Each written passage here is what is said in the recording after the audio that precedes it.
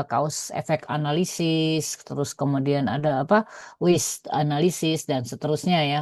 Nah, di sini kalau analisis kuantitatif tuh maksudnya adalah analisis yang kita hitungnya tuh pakai angka gitu kan ya. Nah, di sini eh parameter ya atau hal-hal yang akan kita ukur itu dibagi menjadi tiga aspek utama. Yang pertama adalah waktu ya. Jadi waktu dalam mengerjakan sesuatu. Nah, biasanya yang kita ukur itu waktu di sini tuh yang disebut sebagai cycle time, processing time, dan waiting time. Kemudian yang kedua yang biasanya kita ukur juga adalah biaya, misalnya biaya operasional.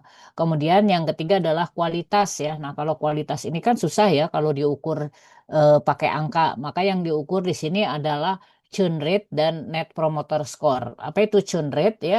Churn rate itu adalah peluang pelanggan itu berhenti ya, atau kita bilangnya itu pindah ya, pindah ke lain hati. Misalnya biasanya dia belanja di kita, tiba-tiba dia belanja di toko sebelah, atau misalnya dia biasanya naik apa ya? Misalnya naik airline merek A, tiba-tiba dia pindah jadi ke airline merek B. Pokoknya dia jadi nggak pakai apa ya jasa kita lagi. Nah, kalau net promoter score itu adalah kemungkinan dia mau merekomendasikan apa yang dia rasakan. Jadi contohnya dia ke rumah sakit A, kemudian dia bagus, kemudian dia rekomendasikan gitu kan. Nah, jadi net promoter score itu berapa banyak si pelanggan ini merekomendasikan ke orang lain. Biasanya kalau net promoter score tuh biasanya diukur lewat kayak kuesioner atau apa, misalnya dari mana Anda tahu apa produk kami seperti itu kan. Nah, ini untuk aspek quality. Nah, untuk waktu itu kita ngukurnya pakai cycle time. Jadi di sini materinya kebanyakan tentang waktu. Ya, siapa Muhammad? Ada apa? Bu, m- Ya, maaf sekali saya memotong ya Bu, tapi ya, saya mau bertanya Bu. Kan tadi Ibu sebelumnya di grup itu ada kirimin tugas ya Bu ya. ya. Nah, tugas itu tuh deadline-nya jam 11 pagi ini atau jam 11 malam ya Bu? Jam Soalnya, 11 pagi. oh jam 11 pagi nih Bu. Ya, Oh, dan berarti ngerjainnya jam berapa tuh tadi Bu ya? saya kirim jam 8-an ya. Iya. Ya, itu bikin BPMN aja sih. Nanti kan ini jam 9, jam 10 selesai, masih ada 1 jam. Oh iya, berarti buatnya harus dari apa Bu ya? Buatnya harus dari Draw.io ya? Draw.io yang saya minta di Draw.io ya. Jadi biar apa nanti di share-nya gampang. Jadi gini triknya, kalau misalnya belum selesai itu dimasukin aja dulu linknya. Kan yang dikirim hanya linknya ya. Oh iya Bu. Jadi kalau misalnya masih ada proses ya dikirim dulu linknya, dimasukin ke situ. Karena itu linknya akan jam 11 itu linknya hilang gitu, tutup gitu. Oh iya, Ya, berarti saya mau kirim sekarang tapi saya cuma siap 20% juga nggak masalah ya Bu ya? nggak masalah. Ya, oke, Oke, baik kalau oke. begitu terima kasih banyak Bu. Yuk, Silakan sama-sama dilanjutkan Bu. dilanjut ya. Oke, nah tadi kita udah bahas ya untuk cycle time ini ya salah satu tools yang bisa kita gunakan yaitu dengan flow analysis. Jadi di sini tuh akan dibahas 3 cara ya. Yang pertama yaitu melakukan flow analysis, kedua dengan antrian, dan ketiga dengan simulasi. Nah, kita lihat yang pertama dulu yaitu flow analysis ya. Flow analysis ini adalah salah satu teknik untuk mengukur proses secara kuantitatif, yaitu dengan melakukan analisis aliran pada proses bisnis. Jadi ada proses, kita lihat dari A ke B, B ke C itu gimana. Nah, apa yang kita hitung? Yang kita hitung itu ada 4. Yang pertama adalah cycle time, kemudian yang kedua adalah cycle time efficiency atau CTE, yang ketiga adalah work in process atau WIP, dan yang keempat adalah cycle time in cost. Nah, ini kan ada 4 ini. Nah, yang pertama kita lihat cycle time dulu.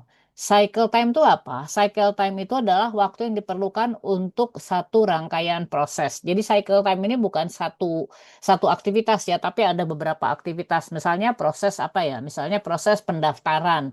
Nah, itu kan aktivitasnya panjang. Misalnya mengisi formulir, membayar, kemudian apa mengecek apa jadwal dan seterusnya. Nah, ini disebut sebagai cycle time. Nah, cycle time ini terbagi menjadi 2, yaitu processing time dan waiting time ya. Processing itu adalah apa ya, aktivitas yang sedang dikerjakan, sedangkan waiting time itu adalah aktivitas antara di mana kita harus menunggu aktivitas yang berikutnya itu selesai. Nah, kurang lebih seperti ini ya.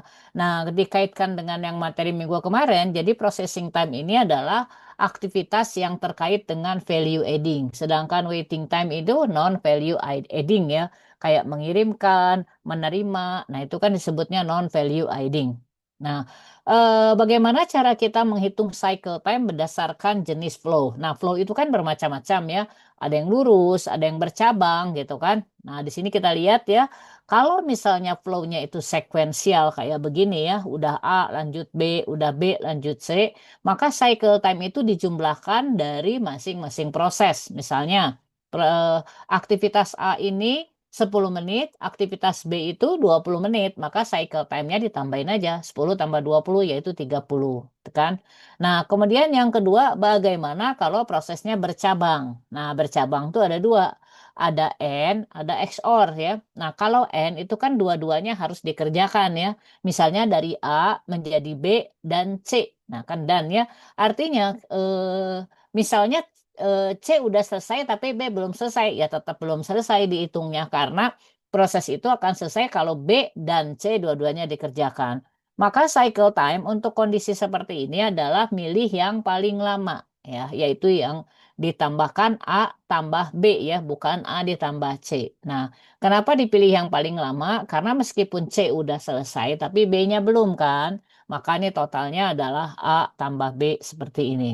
Oke, berikutnya bagaimana kalau pencabangannya pakai XOR? Nah, kalau pakai XOR itu berarti dipilih salah satu kan. Jadi bisa jadi B, bisa jadi C, ya kan gini ya. Maka peluangnya akan ada catatan ya atau informasi berapa banyak menjadi B dan berapa banyak menjadi C gitu kan. Misalnya ikut ujian, ada yang lulus, ada yang tidak lulus gitu kan. Nah, oleh karena itu CT-nya atau cycle time-nya tergantung dari peluang. Misalnya apakah proses B itu berapa persen dan proses C berapa persen. Nah, misalnya peluang proses B adalah 90%, maka peluang C itu berarti sisanya ya 10%.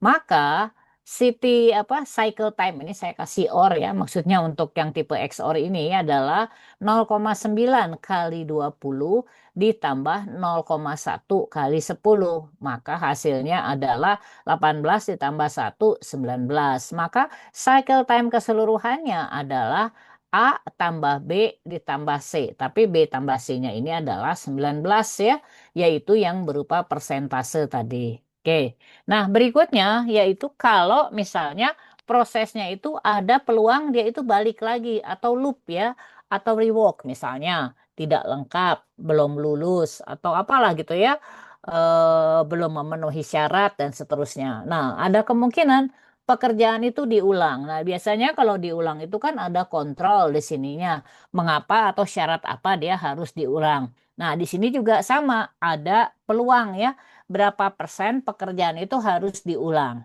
Nah, di sini contoh misalnya ya, di sini ada yang namanya peluangnya itu disebutnya sebagai R.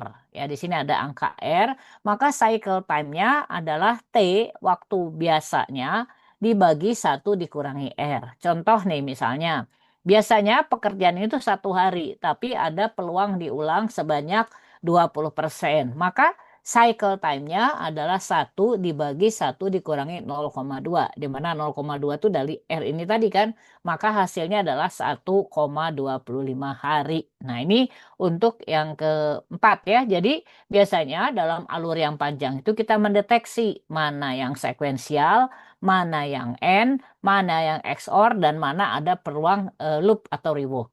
Oke ya. Nah, ini contoh nih. Ya, misalnya contoh ada alur seperti ini ya. Nah, ini kan ada penerimaan aplikasi, kemudian dicek kelengkapan. Kalau sudah lengkap, dilanjutkan. Kalau belum lengkap, balik lagi. Ya, berarti ini kan rework ya. Dan kalau sudah lengkap, dia dilakukan dua hal, dua-duanya ya, berarti N ya, yaitu dicek credit history dan dicek income sources-nya seperti apa. Kalau oke, ini baru diakses. Nah, nanti dari akses ini hasilnya ada dua kemungkinan, apakah dia diterima atau ditolak. Nah, ini kurang lebih alurnya seperti ini. Oke, nah sekarang kita lihat ada pola apa saja di sini. Yang pertama ini ada pola rework ya, karena dia balik lagi. Yang kedua ini ada pola N, karena dia dua-duanya pakai. Dan yang ketiga ada pola OR ya, yaitu dipilih salah satu. Dan di sini ada datanya nih. Ini 1 hari, ini 1 hari, 3 hari, kemudian 3 hari, 1 hari, dan 2 hari. Nah, ditanya nih berapa cycle time-nya. Ya, gitu kan. Nah, kita harus punya informasi nih. Ini rewardnya berapa persen gitu kan. Nah, di sini ada informasinya. Ya, jadi ini ada tabelnya.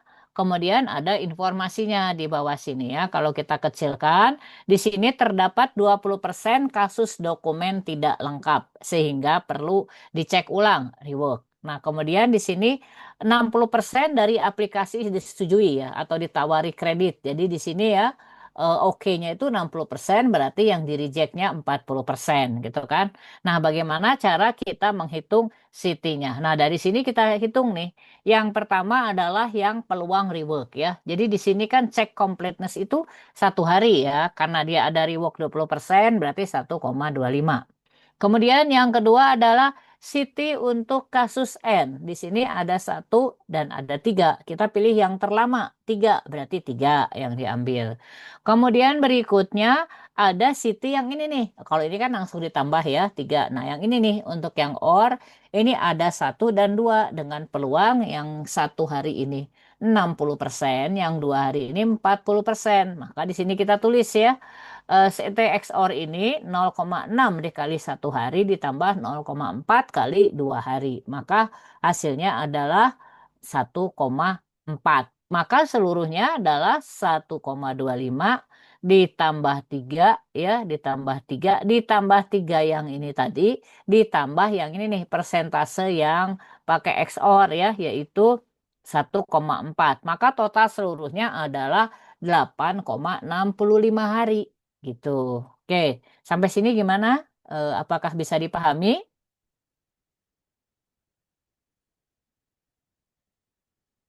Halo?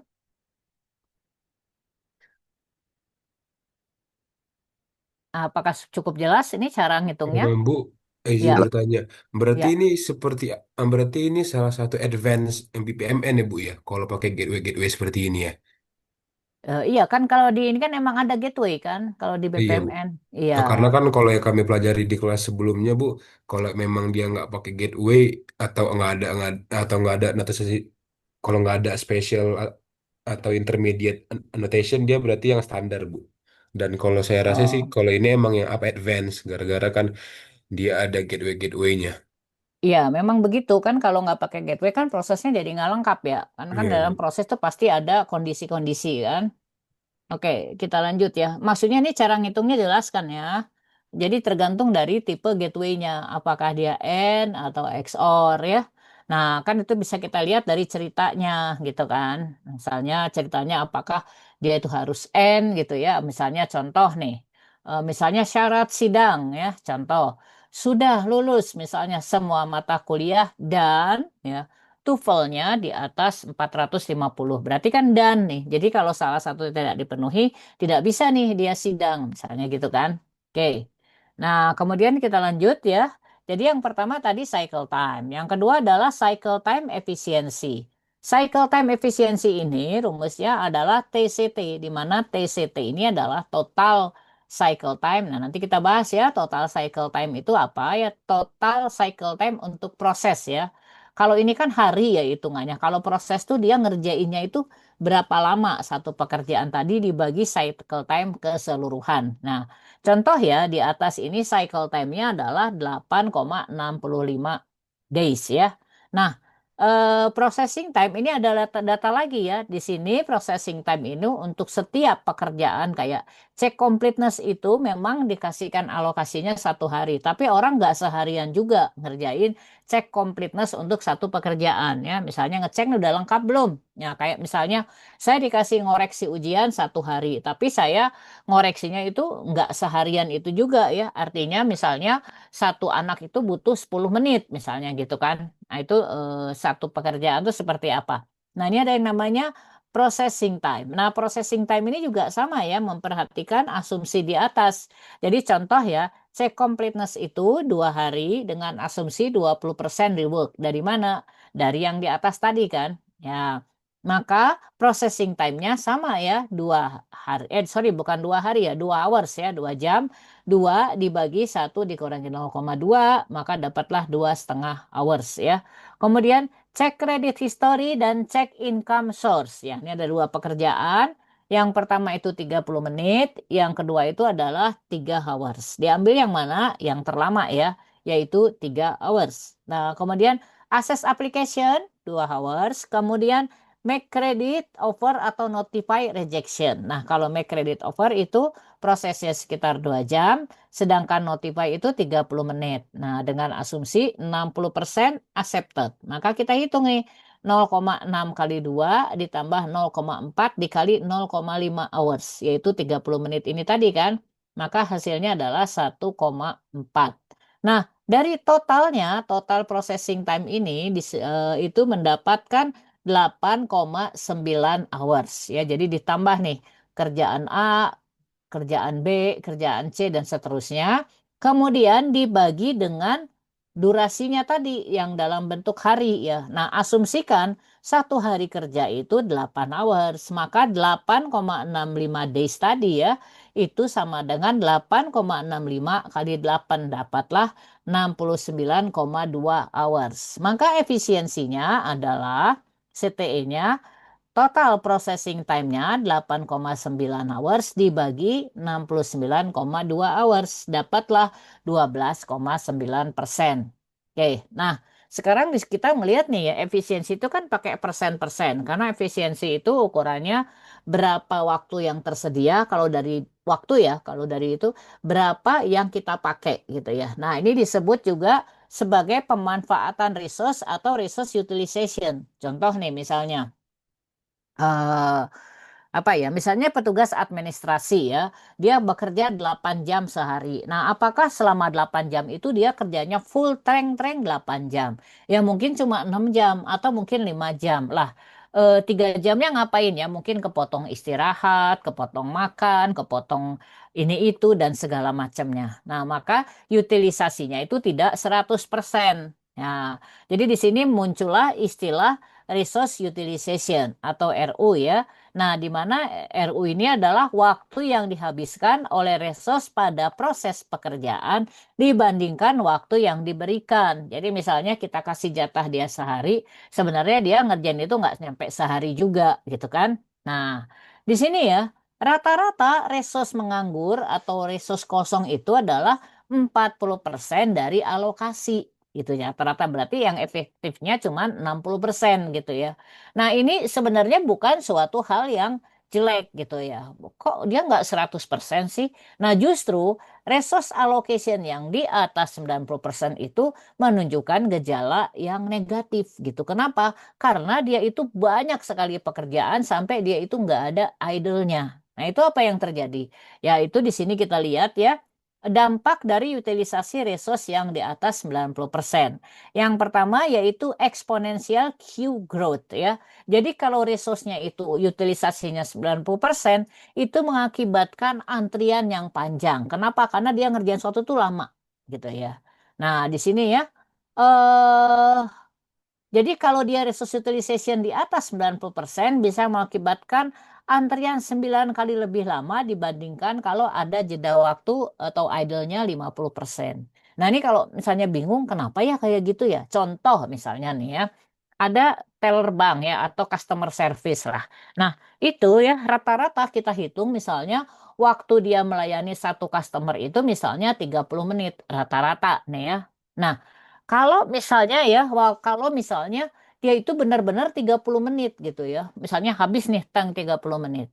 Eh berarti yang apa customer berikutnya itu nggak langsung bisa dia layanin karena ada waktu apa ya waiting time, entah persiapan, entah apa sehingga akan tergeser. Nah, bagaimana kalau customernya datang lagi, datang lagi, datang lagi, akibatnya terbentuklah antrian.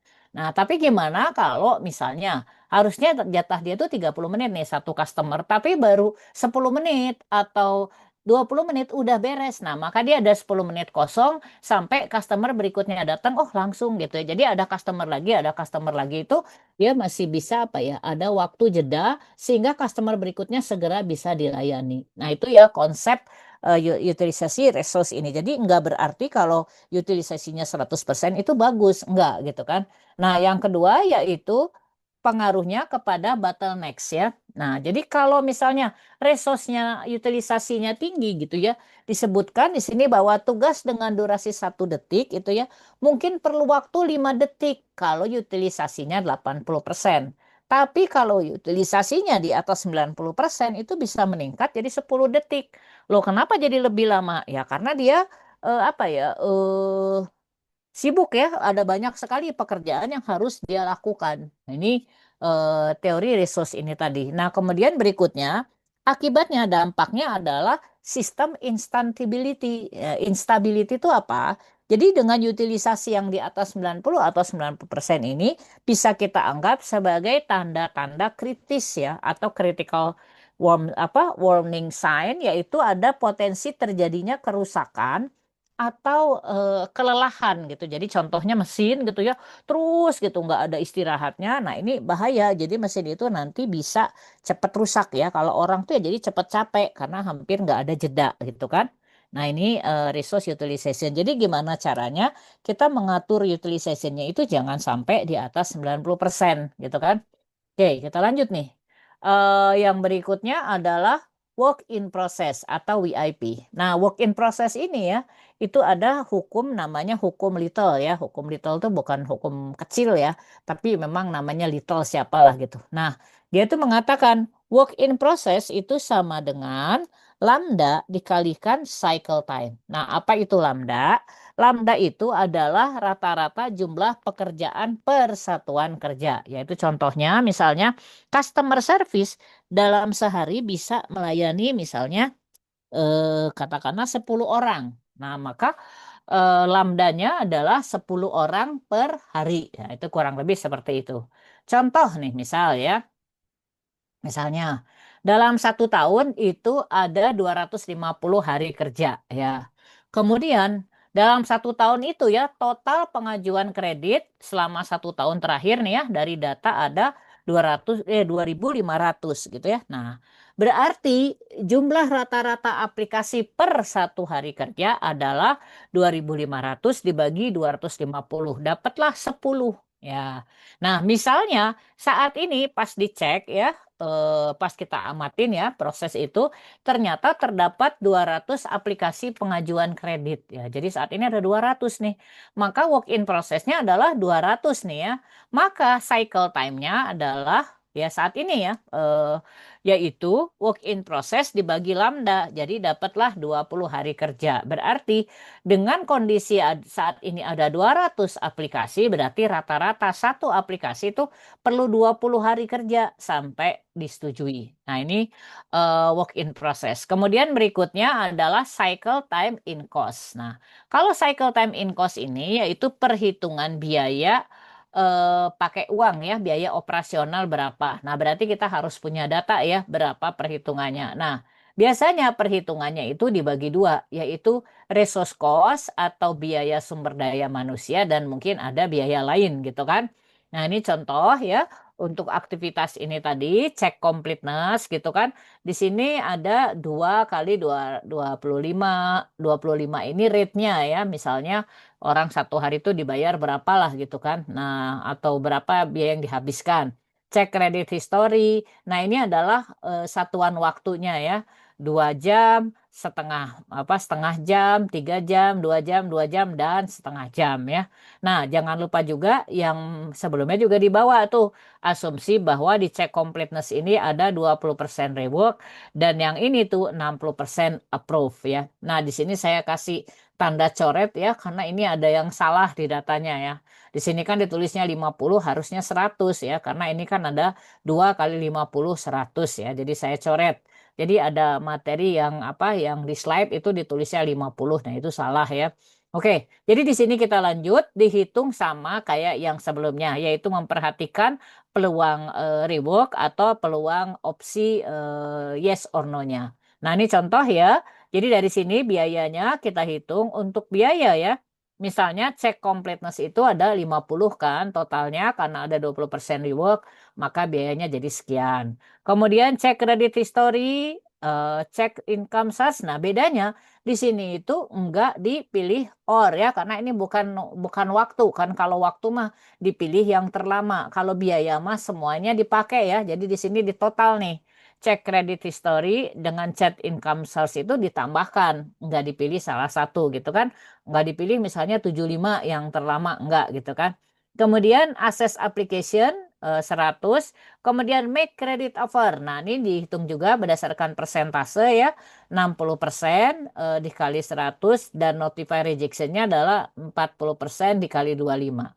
Maka total keseluruhannya adalah 321 ya. Nah, ini adalah biayanya. Oke. Nah, jadi tadi kesimpulannya kita sudah menghitung 4 parameter kalau kita menganalisis flow. Yang pertama tadi cycle time, yang kedua cycle time efisiensi, yang ketiga work in process, dan yang keempat adalah cycle time cost ya. Nah, ini semuanya menghasilkan angka.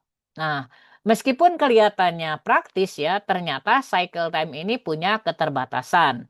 Yang pertama yaitu dia tidak memperhitungkan laju terjadinya proses baru. Maksudnya apa ya? Jadi gini, cycle time itu rata-rata aja. Nah, tapi kan datangnya pekerjaan itu tidak bisa apa ya? eh, nggak bisa di cover nih oleh cycle time karena asumsinya stabil terus ya. Jadi contohnya beginilah, kayak ya kayak ya semua tuh ada tumpukannya. Contoh misalnya kayak eh restoran lah gitu kan. Nah, contohnya sekarang nih bulan puasa gitu ya. Kalau nanti menjelang buka itu tamu yang datang itu akan banyak sekali dengan rentang waktu yang singkat. Misalnya ya mulai dari jam setengah 5 itu banyak gitu ya nanti datang lagi. Sedangkan dari pagi sampai setengah 5 mungkin yang datangnya satu sejam itu ada dua paling nanti gitu kan ya. Tapi begitu setengah 5 mungkin dalam setengah jam tuh datang 5 atau 6. Nah, berarti laju kecepatannya datang pekerjaan baru atau konsumen baru atau proses baru tadi bisa meningkat gitu kan. Beda-beda dalam sehari itu jam sibuk banyak, pas jam santai mungkin sedikit gitu kan. Terus yang kedua adalah jumlah resource. Nah, berapa banyak orang yang meladeninya gitu ya. Ini biasa ya. Contoh misalnya di supermarket juga gitu kan.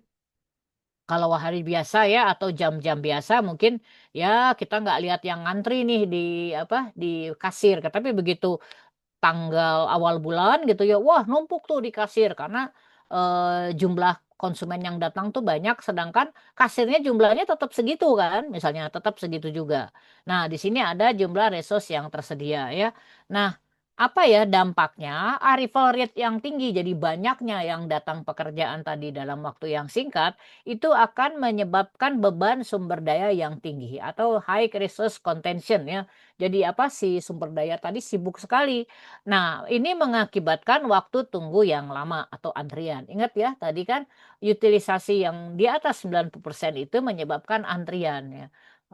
Ya kalau kita lihat kayak contoh kasir di supermarket aja pas konsumennya tinggi kan dia sibuk banget tek itu akibatnya ngantrinya lama karena dia tidak ada jeda waktu, tidak ada apa hampir tidak ada waktu untuk narik napas atau gimana gitu ya berhenti dulu. Coba kalau misalnya nggak pas jam sibuk kan, ya satu orang itu dilayanin beres, kemudian satu lagi datang beres gitu kan.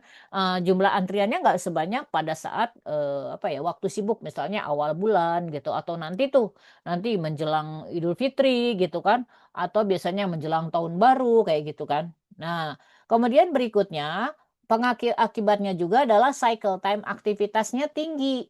Ya, aktivitas jadi satu aktivitas tuh jadi lebih lama ya karena kan banyak sekali ya pekerjaannya. Jadi misalnya pas dia mau bayar harusnya cepat malah mungkin jadi lebih lama gitu kan. Kemudian cycle time keseluruhannya yang meningkat. Jadi kita yang tadinya bayar ke kasir itu bisa cepat jadi waktu antrian lama, jadi waktu kita yang kita pakai juga jadi lebih lama lagi gitu kan. Nah, makin lama proses terlaksana, makin panjang antrian yang akan terbentuk. Nah, dari sinilah kemudian ya muncul solusinya yaitu dengan menggunakan antrian. Oke ya. Nah, ini contoh ya, contoh ya. Ini perbedaan memang tadi ya, contoh aja. Misalnya ada restoran siap saji, itu menerima rata-rata 1.200 konsumen per hari. Ya, dia buka dari jam 10 pagi sampai 10 malam, 12 jam ya. Nah, biasanya kan ada waktu-waktu padat nih, yaitu peak time, yaitu jam siang pada saat makan siang dan sore nih pada saat orang mau pulang ya.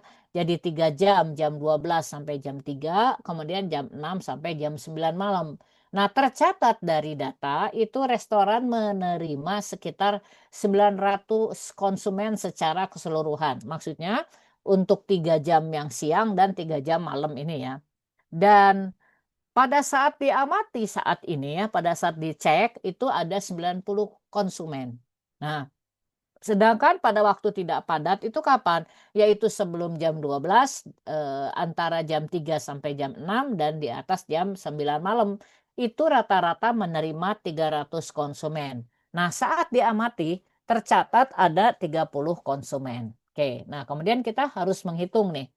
Berapa rata-rata waktu yang dihabiskan konsumen di restoran selama waktu padat. Jadi kalau konsumen itu datang sampai terima makanan, kemudian selesai itu kira-kira berapa lama.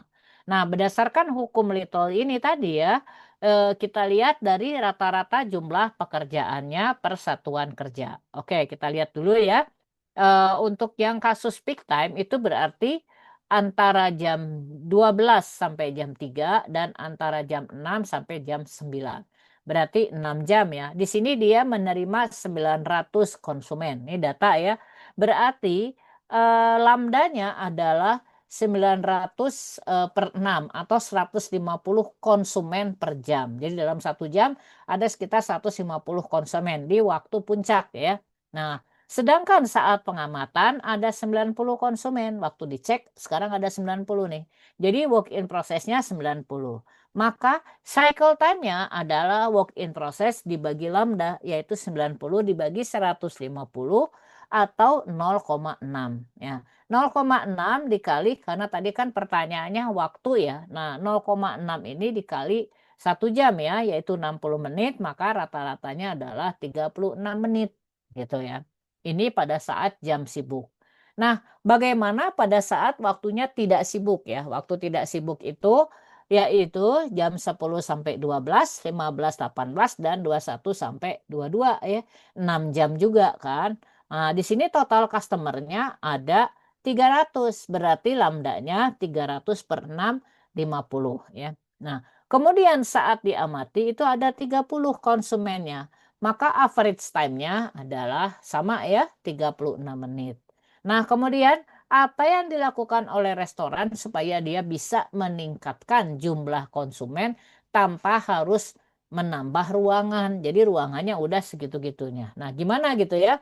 Nah, di sini misalnya dia bisa memberikan promo saat peak time apa saat week time ya, pada saat tidak sibuk ya. Jadi misalnya harganya dibuat lebih murah supaya orang itu banyak berkunjung gitu kan pada saat tidak sibuk tadi.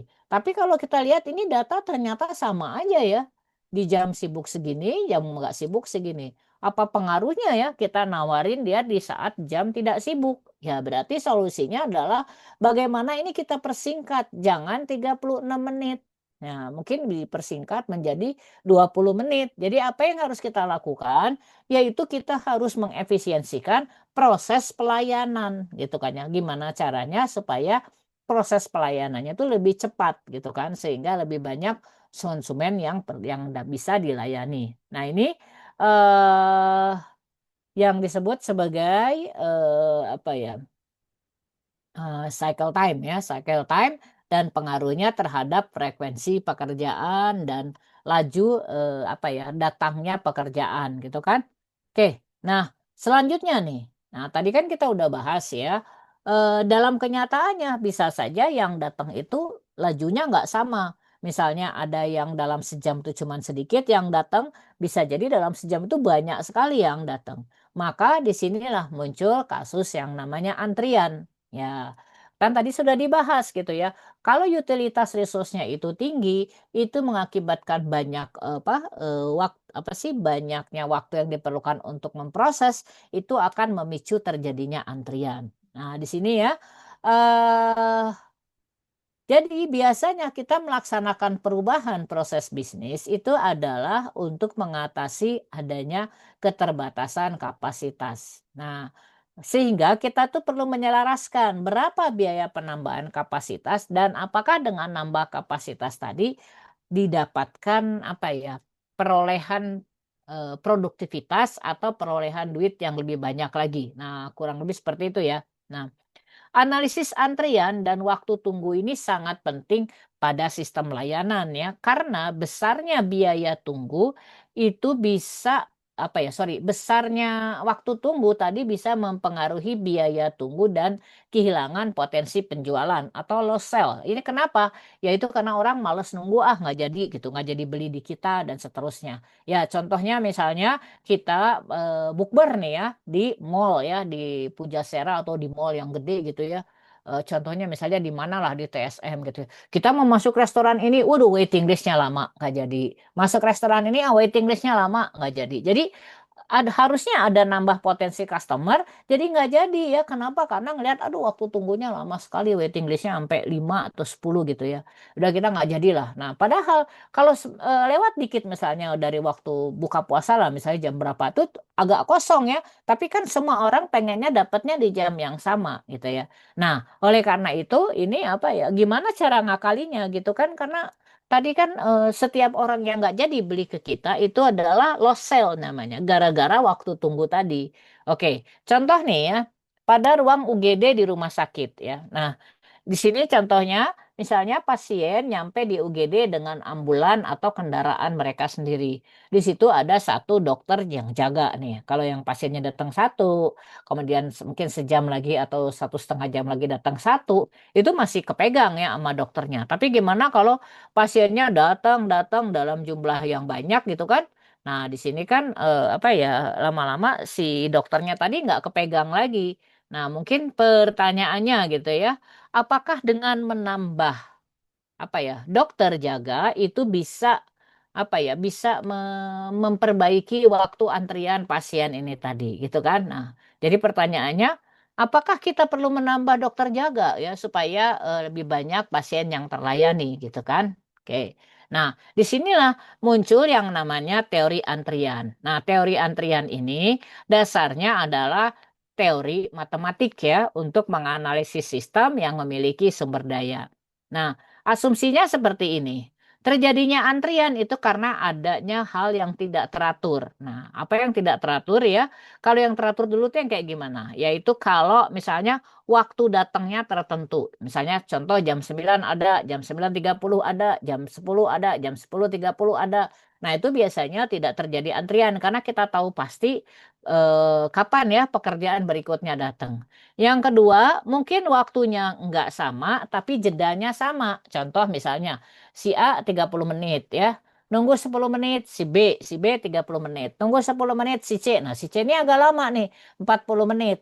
Nah, tapi berikutnya si D-nya datang 10 menit kemudian. Jadi, yang teratur itu bisa waktunya atau jeda antar prosesnya. Nah, kalau dua ini terjadi, ya, ini masih tidak mengakibatkan antrian. Nah, antrian itu terjadi kalau waktu kedatangan tidak teratur serta jam prosesnya juga tidak teratur. Misalnya A lama. Nah, kemudian A belum selesai, B udah datang ya.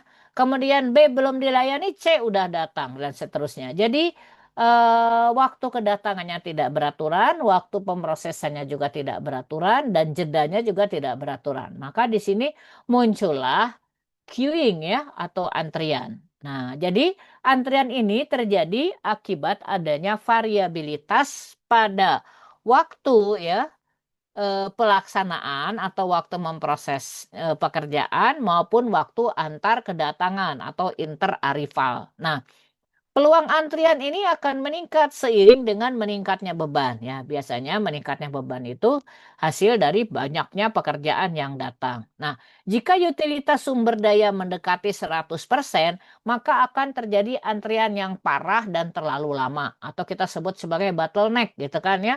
Wah, ini udah utilitasnya udah 100% gitu kan. Nah, ini antrian ini harus diantisipasi gitu kan ya. Mungkin masih ingat ya tahun kapan itu pernah ada kejadian mudik gitu ya, macet total di satu jalan tol mana itu sampai terjadi korban jiwa karena banyak orang yang terjebak, macet, kepanasan, dan seterusnya. Masalahnya apa? Masalahnya waktu itu adalah tidak mengantisipasi antrian. Nah, itu contoh antrian ya. Oke. Nah, jadi antrian ini dalam notifikasi matematiknya ya dinyatakan dengan notasi Kendall. Itu ada 5 parameter, yaitu waktu kedatangan pekerjaan, kemudian apa ya, waktu distribusi pekerjaan, jumlah titik yang melayani, kapasitas storage-nya, dan seterusnya. Nah, di sini biasanya dia dinyatakan dengan simbol seperti ini ya. MM1, MMC, dan lain-lain. Di mana ini M berarti arrival, M kedua berarti service, kemudian satu berarti jumlah servernya, dan seterusnya. Nah, contoh nih, misalnya ya, simbolnya adalah MM1. Nah, ini artinya M yang pertama, arrival proses jobnya, M artinya dia Markovian. Apa itu Markovian? Ya, ini kita nggak bahas di sini ya. Intinya dia itu adalah semacam distribusi sesuatu ya, entah nilai, entah kedatangan, entah waktu lah gitu. Kemudian M yang kedua adalah service time distribution. Nah, di sini katanya eksponensial. Ini juga sama berangkat dari teori matematik ya. Kemudian yang I ini adalah satu ya. Ini artinya jumlah server yang artinya adalah servernya hanya satu biji. Contoh misalnya petugas teller ketika datang konsumen secara random dan waktu pelayanan bervariasi. Ya, di sini ada yang lama, ada yang bentar dan seterusnya. Nanti di sini datang lagi. Dan di sini petugasnya cuma satu ya, maka di sini terbentuklah antrian. Nah, berikutnya MMC. Nah, bedanya dengan yang di atas yaitu C. C itu adalah jumlah servernya. Ya, di sini C lebih besar dari satu menyatakan server yang bekerja secara paralel. Contohnya, ruang UGD dengan beberapa dokter. Nah, ini ada yang datang, nanti disalurin ke sini, dan seterusnya. Nah, ini kita dikenalkan konsepnya saja ya, tidak sampai perhitungannya. Sebetulnya ada sih ya perhitungannya, tapi di materi yang kemarin itu tidak sampai contoh perhitungan. Oke ya, jadi saya juga tidak mencantumkan di sini. Nah, ada beberapa keterbatasan teori antrian ya. Pertama ya, dia itu bisa dipakai untuk menganalisis waktu tunggu ya dan cycle time. Tapi nggak bisa ngukur biaya dan kualitas ya, karena kan dia fokusnya ke waktu kan. Kedua, ini lebih cocok untuk menganalisis satu aktivitas tunggal pada satu waktu. Jadi misalnya ngambil duit ya atau apalah gitu. Pokoknya aktivitasnya tunggal. Nah, kalau misalnya ada kumpulan aktivitas kayak misalnya aktivitas A lanjut ke B, B lanjut ke C gitu ya. Apalagi kalau unitnya tuh yang melaksanakan beda, jadi beda pool lah. Misalnya kayak apa ya? Misalnya dicek oleh misalnya pendaftaran di loket depan, kemudian periksa ke dokter, kemudian ngambil obatnya di apotik, kemudian ambil ronsennya di lab. Nah, itu nggak cocok nih pakai teori antrian karena ada banyak unit gitu kan. Dan setiap unit punya antrian sendiri-sendiri gitu ya. Nah, kemudian bagaimana cara mengatasinya? Nah, kita bisa pakai cara ketiga, yaitu dengan melakukan simulasi proses ya. Nah, tadi kita udah tahu tuh yang pertama yaitu dengan melakukan flow analisis ya, dengan menghitung angka waktu-waktunya tadi. Kedua yaitu dengan melakukan perhitungan proses antrian. Yang ketiga yaitu dengan simulasi. Nah, apa sih simulasi? Simulasi itu gampangnya kita pakai software gitu ya. Ada softwarenya. Di sini kita bisa melakukan analisis ya, baik as is maupun what if. As is itu artinya yang sekarang ada. What if itu artinya usulan. Jadi bedanya kalau namanya pakai software ya. Jadi kita misalnya kayak tadi tuh restoran. Bisa nggak ya waktu pelayanannya dipercepat? Nah, berarti kita bisa ubah tuh parameter waktu pelayanannya jadi berapa. Atau misalnya gimana kalau kedatangannya itu kan kita pakai what if nih. Sekarang itu rata-rata dalam 1 jam tuh ada 4 customer. Gimana kalau ada 10 customer? Apa yang terjadi? Nah, berarti kan dia kita pakai yang namanya what if gitu kan. Nah, simulasi ini bisa menjalankan proses dalam jumlah besar secara simultan. Jadi kita bisa masukin proses banyak ya. Dan kita bisa menggunakan macam-macam data ya. Misalnya biaya, waktu, resource, dan lain-lain. Nah, data-data ini bisa digunakan untuk memperoleh statistik kinerja kita ya. Jadi berapa tadi ya efisiensinya, berapa work in progress-nya, dan seterusnya. Nah, simulator proses, jadi ada simulator tuh softwarenya ya, bisa menjalankan beberapa instan atau kasus dari proses ya. Jadi misalnya skenario satu dibuat kayak gini, gini, gini. Misalnya waktu pekerjaan A 20 menit, waktu pekerjaan B 10 menit, atau jumlah yang datang itu katakanlah 5 customer per jam. Terus kita bisa bikin what if, gimana kalau customernya 10 eh, orang per jam misalnya, tapi waktunya tetap nggak dirubah tuh waktu pelaksanaannya apa yang terjadi dan seterusnya gitu ya. Nah ini kita bisa dengan mudah melaksanakannya pada simulator. Nah keluaran simulator ini berupa log simulasi serta data statistik terkait cycle time, rata-rata waiting time dan rata-rata resource allocation. Ini kalau pakai cycle apa simulasi. Nah tahapannya kurang lebih seperti ini ya. Pertama kita memodelkan proses, berarti kita gambar dulu nih proses yang sekarang tuh gimana. Dari A ngambil ke B, dari B bercabang ke C. Nah, itu kita gambar dulu. Kemudian yang kedua yaitu kita mendefinisikan skenario simulasinya. Jadi what if-nya, misalnya gimana kalau antrian yang datang 10 orang, gimana kalau naik 20, atau gimana durasi waktunya dipercepat, atau bagaimana kalau ditambah orang baru, dan seterusnya. Nah ini namanya skenario. Jadi setelah kita susun skenario, si proses tadi kita masukkan ya parameternya atau kita tambah komponennya, kemudian baru dijalankan simulasinya. Nah, setelah dijalankan simulasinya ya, kemudian kita catat nih datanya, kemudian dari sini kita bisa menganalisis apakah skenarionya mau dirubah misalnya. Kayaknya kalau konsumennya banyak, ini antriannya bakal panjang deh dari hasil simulasi. Berarti keputusannya kita tambah nih, misalnya satu resource lagi, misalnya satu orang lagi untuk melayani konsumen pada saat peak time. Nah, contoh seperti itu. Tapi sebelum kita laksanakan, kita run lagi nih simulasinya. Pengen tahu bener nggak asumsi kita tadi? Oke ya. Nah, jadi apa yang mau kita perhatikan pada simulasi ya? Yang pertama yaitu processing time of activities. Jadi berapa nilai processing time. Jadi kayak misalnya activities A 20 menit, activities B 30 menit ya. Apakah dia tetap fixed value atau distribusi probabilitas? Kalau distribusi probabilitas itu kita pakai istilahnya rata-rata gitu ya. Rata-rata jadi bisa geser. Misalnya rata-rata 30 menit, tapi misalnya paling cepat 25, paling telat 35. Nah, itu kan berarti dia pakai probabilitas ya. Kemudian yang kedua adalah kalau ada pencabangan, kayak tadi if ya, berapa persen dia bakal lari ke A dan berapa persen dia bakal lari ke B. Kemudian berikutnya laju datangnya pekerjaan ya. Nah, biasanya ya tipikalnya ini berupa rata-rata dalam interval waktu tertentu. Misalnya contoh ya 30 orang per jam. Nah, itu kan rata-ratanya. Atau juga biasanya apa ya berupa rentang waktu. Misalnya dari Senin sampai Jumat, dari jam 9 sampai jam 5 sore dan seterusnya. Terus berikutnya resource pool, siapa yang terlibat gitu ya atau aktornya siapa saja.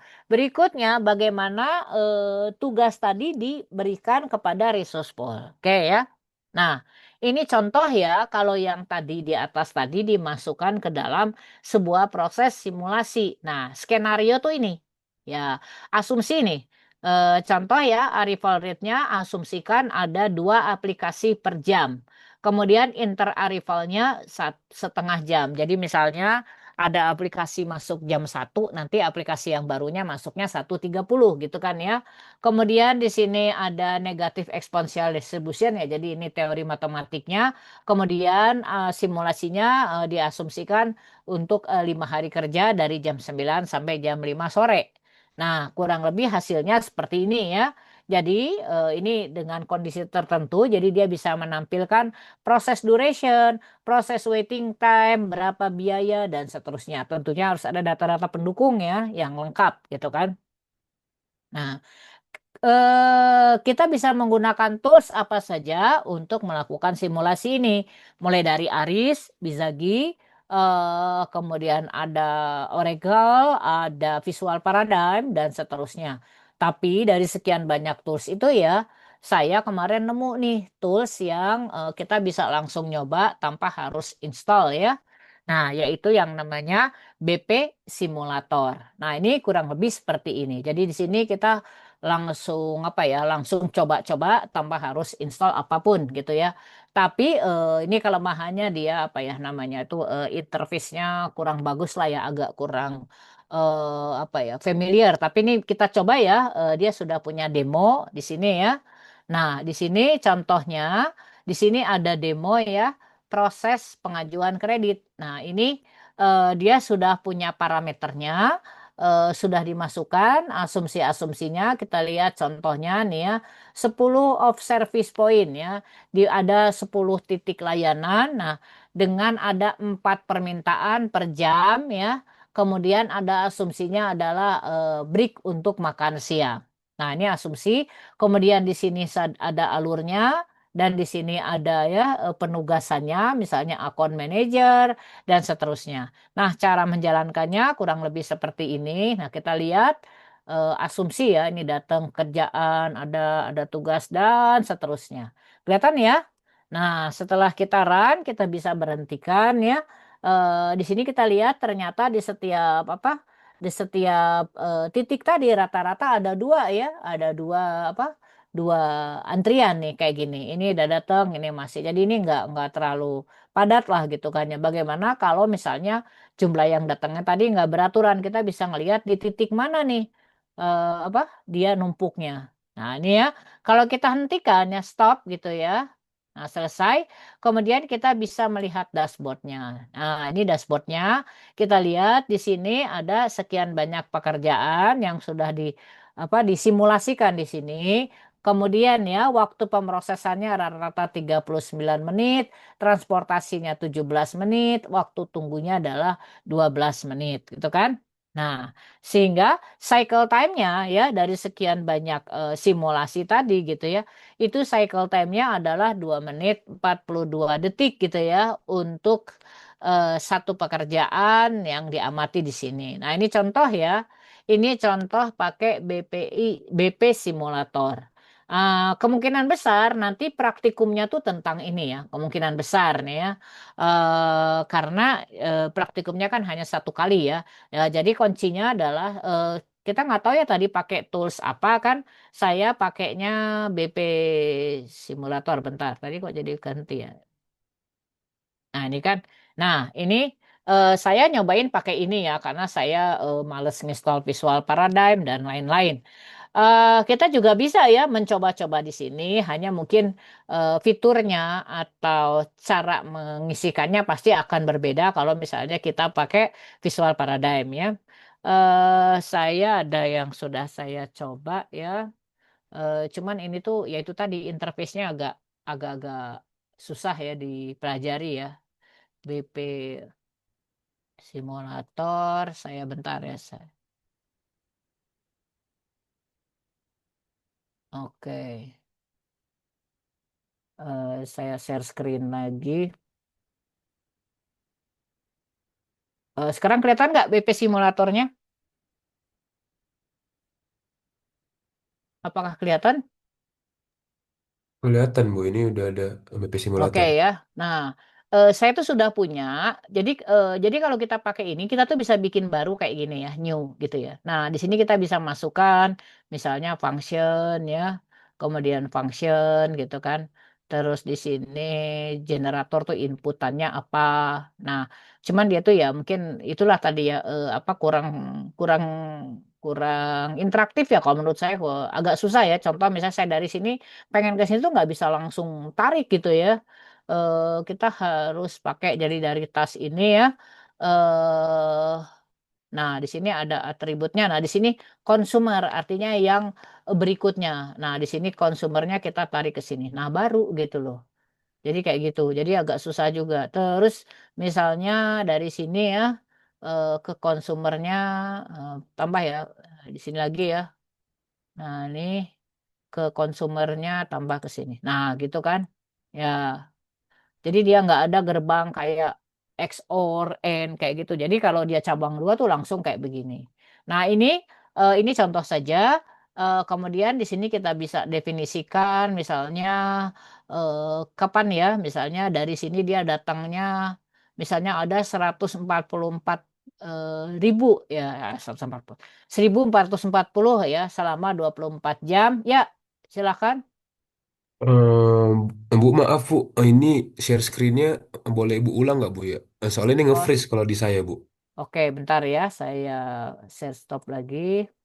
Iya Bu, soalnya nge-freeze jadi nggak kelihatan. Emang di BPMN cuma yang sebelumnya gitu, bukan yang barusan Ibu Ini apain. Nah, sebentar ya Bu ya.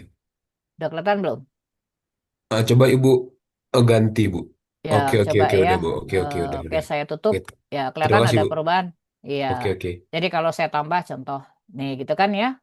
Misalnya dari sini itu mau nyambung ke sini ya. Berarti kita klik function. Di situ konsumernya siapa? Konsumernya adalah ini.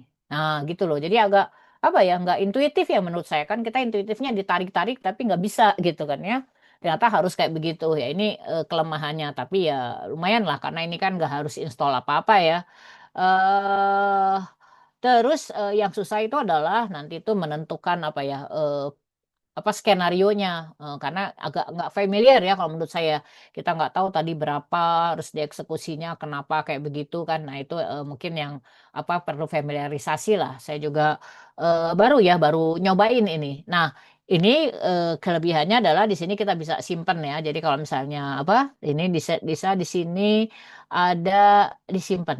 Nah di sini di save-nya di mana? Itu kita bisa save-nya itu di download ataupun disimpan di Google Drive. Nah, dia itu kalau disimpan di Google Drive itu bentuknya JSON ya datanya. Oke, kemudian kalau misalnya udah kita simpan, mau kita ambil lagi juga bisa ya. Di situ caranya dengan open. Nah, di sini saya kalau demo model yang tadi ya, yang contoh tadi cuman ada satu.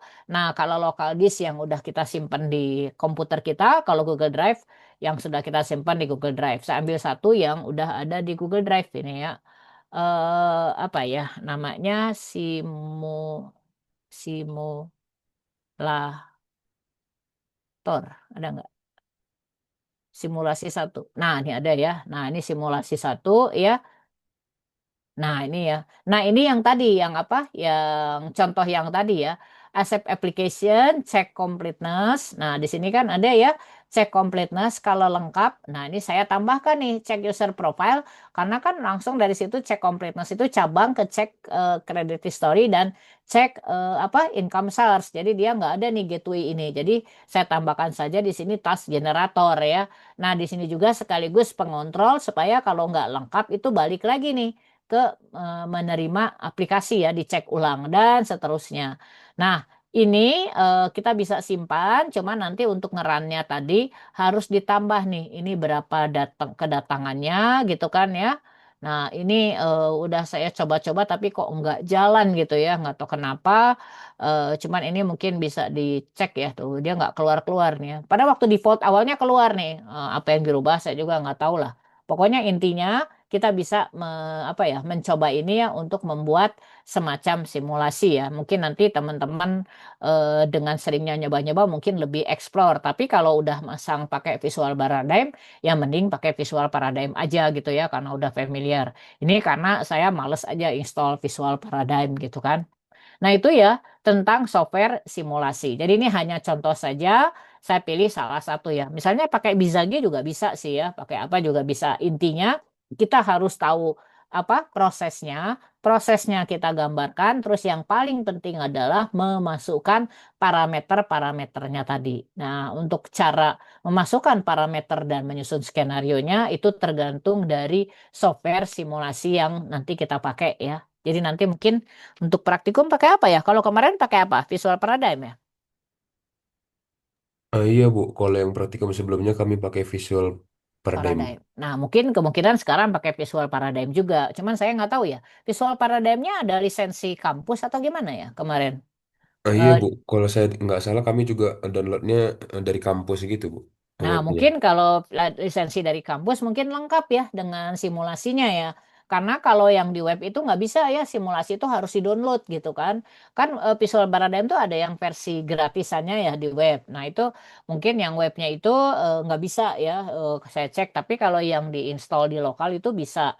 Nah, makanya saya nggak mendemokan yang visual paradigm karena saya lagi malas ya installnya gitu kan. Saya lebih suka pakai yang ada di cloud.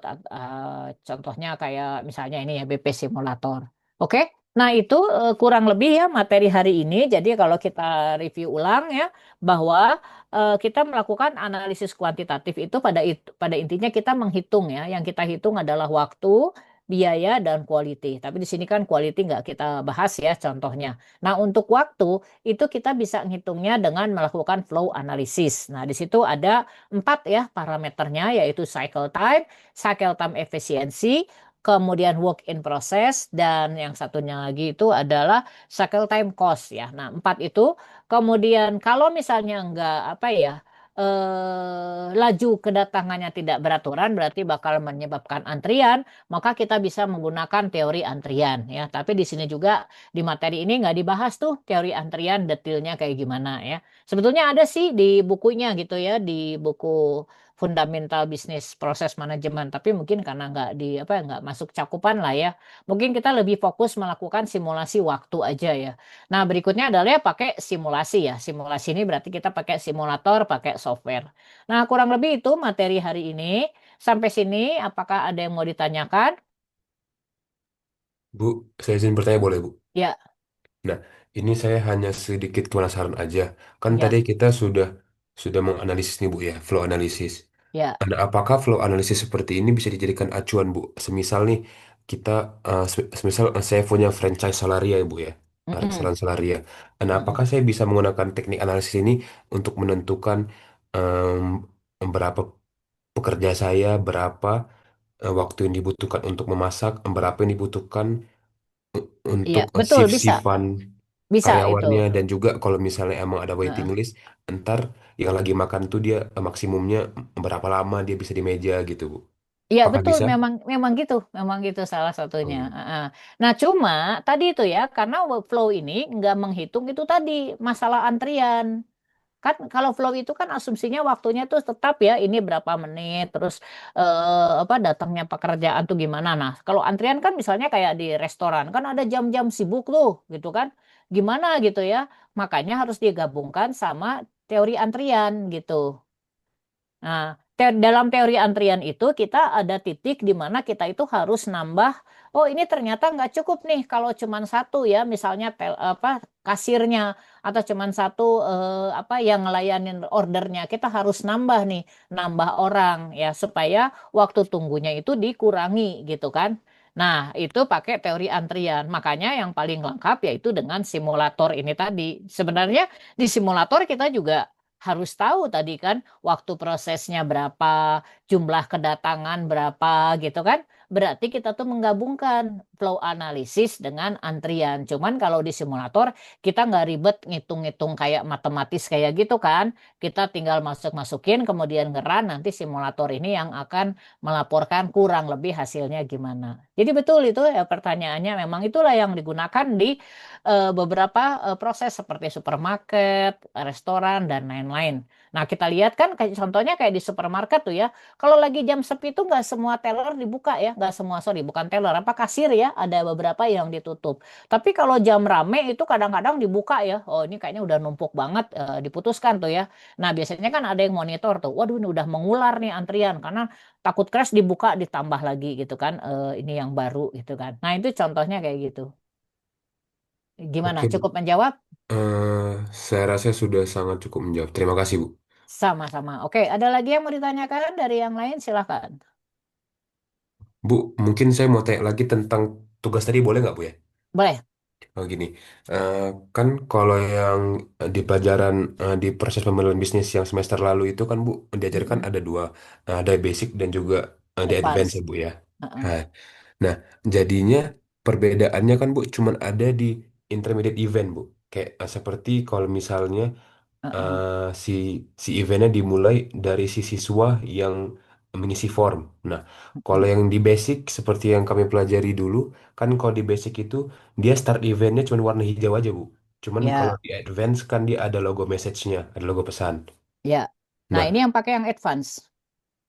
berarti di tugas ini dia pakai yang ada Eh, logonya kan, Bu? ya, yang advance. Jadi maksudnya gini, karena nanti tugas ini tuh bakal kita lanjutin dengan contoh ngitung flow-nya gitu loh. Makanya kan Oh harus iya. digambar dulu ya. Jadi nanti kalau udah punya BPMN-nya, kita nanti coba ngitung flow-nya. Nanti kalau udah ngitung flow-nya, nanti ke depannya mungkin kita bisa coba pindahkan itu ke simulator gitu loh. Tujuannya ke sana. Oke, Bu, kalau begitu. Oke, Terima kasih baik. banyak, Bu. Yuk, sama-sama. Ada lagi, silakan. Maaf Ibu, Iya. jadi sebelumnya di dalam dokumen yang Ibu kirim atau di dalam dokumen si tugasnya itu dikasih tahu kalau menggunakan notasi dan simbol standar BPMN. Jadi Heeh. beberapa dari kami itu sudah menggunakan notasi yang standar Ibu. Bagaimana? Oh, ya enggak, maksudnya standar itu kan standar BPMN maksudnya itu simbolnya jangan flowchart gitu loh. Oh, Maksudnya bukannya basic kan di apa namanya di Draw IO kan juga ada advance kan? Ada kan message kayak gitu ada kan? ada Ibu. Gitu loh maksudnya. Baik Ibu, terima kasih. Oke. Ada lagi, jadi jangan lupa ya masukin dulu linknya, walaupun misalnya belum sempat dikerjakan seluruhnya, masukin aja dulu linknya, oke? Jangan sampai telat, karena kalau telat kan nanti ketutup tuh ya, si datanya, si link untuk ngentry-nya ketutup gitu, oke? Baik, kalau tidak ada pertanyaan, mungkin saya cukupkan sekian materinya. Kita rencananya nanti libur 2 minggu gitu ya, karena minggu depan tanggal 16-17. Nah itu mungkin kita masuk lagi tanggal 30 ya. Itu ada wacana mau ada kuis onsite, tapi saya nanti lihat keadaan lah ya. Apakah kuis onsite-nya itu sudah mengcover materi keempat atau belum ya? Karena ada materi keempat nih. Apakah materi keempatnya nanti saya berikan dalam bentuk modul yang dibaca sendiri atau saya berikan video atau bagaimana itu nanti bisa kita pertimbangkan lagi. Oke, kalau tidak ada pertanyaan, saya tutup dulu Bu, kuliahnya. Ya, maaf Bu, ya, Ini Bu, biar saya nggak lupa sekalian, maaf Bu ya. ya memotong lagi. Ini Bu, kan Ibu sebelumnya di grup WhatsApp kita ada ngasih spreadsheet ya Bu ya, untuk mengelis mahasiswa-mahasiswa mana yang udah mengerjakan gitu Bu. Oh iya, Nah, nah itu kan iya Bu, gimana gimana? boleh Oke, nggak kalau Ibu kirim link apa Bu, link, link absensi? absensi yang mana ya? Oh, daftar nama, nama Iya Bu, iya, mahasiswa. iya, Oh iya, iya ya, daftar nama nanti saya mahasiswa. kirim. Ya, nanti saya kirim. Yang dari Igrasias ya. Iya Bu, Oke, ya, sebetulnya kan ini gini ya, kan waktu itu asumsinya itu kan ada kuis mingguan ya, asumsinya, ya kan, karena waktu proses bisnis kan kayak gitu, ada mini quiz ya. Ternyata setelah saya cek, banyak mini quiznya tuh yang kosong gitu kan. Nah, jadi mungkin nggak persis kayak gitu juga gitu ya. Kan dulu kan harusnya ada mini quiz satu, mini quiz dua. Ternyata kemarin saya cek mini quiznya tuh kosong gitu. Jadi ya nggak jadi juga ya. Mungkin yang di spreadsheet yang diperhatikan itu adalah quiz ya. Terus ya mungkin nanti diganti nih sama tugas ini sama apa. Nanti saya bikin, cuman saya mungkin daftarnya itu nggak definitif di awal ya, karena saya juga ngikutin apa materi dari koordinator yang kadang-kadang munculnya sehari sebelum kuliah gitu ya. Jadi kalau kuliah Senin gitu munculnya baru Minggu. Jadi saya juga ngeliat gitu ini gimana ya cakupannya gitu kan.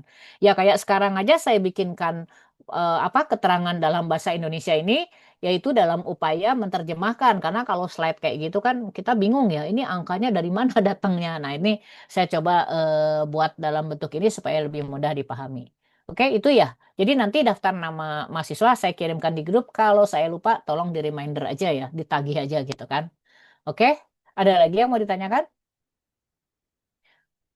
Baik, kalau tidak ada, saya tutup dulu kuliahnya. Terima kasih atas perhatiannya dan terima kasih juga atas kehadiran teman-teman yang sudah menyempatkan hadir hari ini ya. Mudah-mudahan materinya bisa dipahami. Kalau ada yang belum paham, mungkin boleh japri atau bertanya di grup. Oke, selamat pagi dan assalamualaikum warahmatullahi wabarakatuh. Waalaikumsalam, makasih Bu. Waalaikumsalam. Terima kasih, Bu. Ah.